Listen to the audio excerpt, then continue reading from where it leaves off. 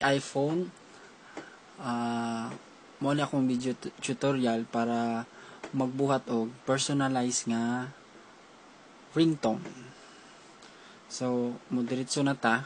Ang akong napili karon nga sample kay kaning kay Gangnam Style. So, unang buhaton kay i-open natin siya, i-play nato siya sa iTunes.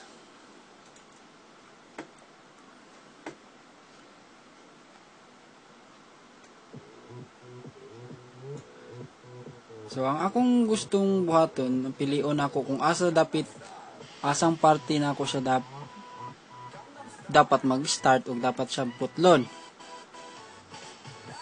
So, diretso ko, gusto na ko sa chorus na ko mag-start. Ang chorus kay, may tanga na ito ha.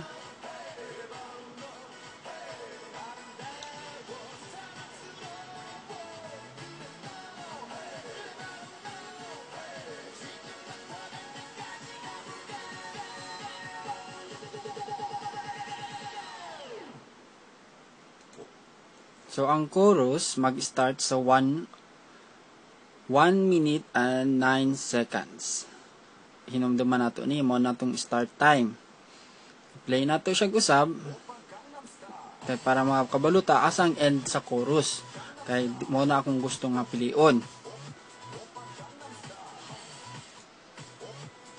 Ang chorus murag 1:39. Diri mag-end ang chorus. Diri na ako siya gusto taman mahuman. So ang buhaton nato karon, kabalo na ta sa start o sa stop nga time 1:09 o 1:39. So unang buhaton nato, right click nato ni, then get info. Pagka get info, adto ta sa options. Click na tong start time. Pila to 1:09. Ang start time is 1:39.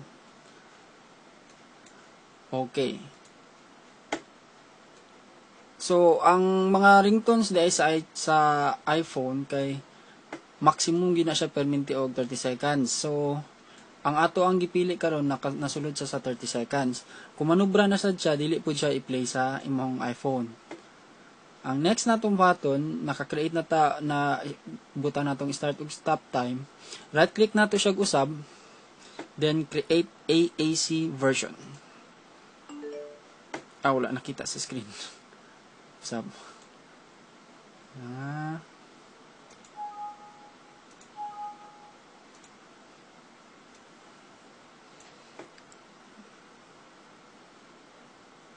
Right click. Saka na ito kamay. Right click, then create AAC version. Dara, muna ni siya, na siya 30 seconds. Right click na to, usab, then show in Windows Explorer. Kay, ilisda na to siya og apelido or iyang file extension. Kaning M4A, mostly sa mga default programs of Windows, dili ni siya nagagawas. Dili na siya ma-set up, mapagawas. Start, then control panel, folder options. Balik na ta, baba na to. Folder options. And pagkaabot folder options, view.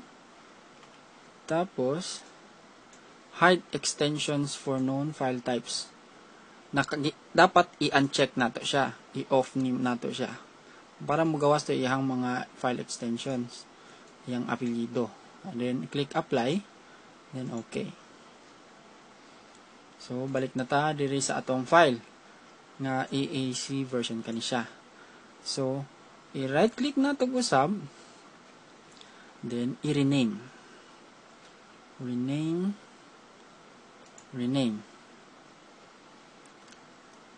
Ang atong i-rename kay kaning A. Ang A, ilisdan nato og R. Meaning mo ni ang ringtone na extension para sa mga iPhone. Then enter. Musulti na siya kaning ani. If you change a file na extension, the file might become unusable. Are you sure you want to change it? Yes. Next, i-play na to ni siya. Double click. Mo play na siya sa iTunes. Kani siya malocate dayon na once nga ma-play nimo siya sa iTunes, malocate dayon nimo ni siya sa tones. Gawas na siya. Gawas na to. So na-set up na nako nako. Be sure nga ang ato ang iPhone nakasync na daan sa computer nato. Kaya kung wala pa na-sync ang imuhang iPhone sa imuhang computer, taas-taas na po na siyang process. So ang ato kay na-sync naman daan, drag and drop na lang. I-drag na to padulong sa ato ang iPhone. Drag and drop. So dapat makita na nato siya dire. Tones. Duha na gali na akong butang. Delete na ako ng isa ha.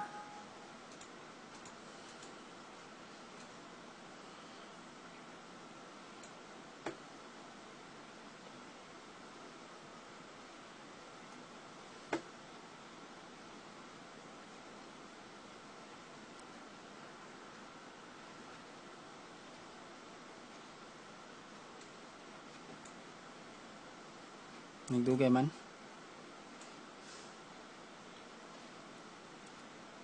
Okay, sulod na siya. So, i-play na to. Testingan na to sa atong iPhone.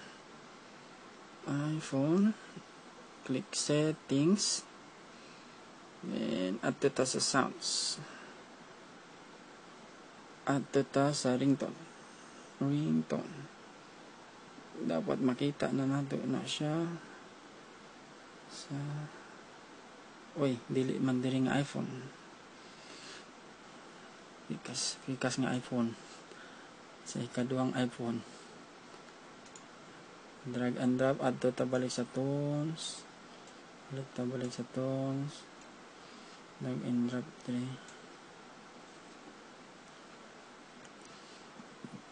Ito nigawas na siya. PSY Gangnam Style. Play na to. So, pwede na siya mga ringtone na to.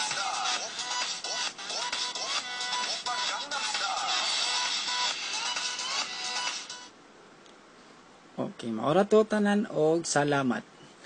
Pag-comment lang kung naay mga pangutana kay paningkamutan akong tubag. Thank you.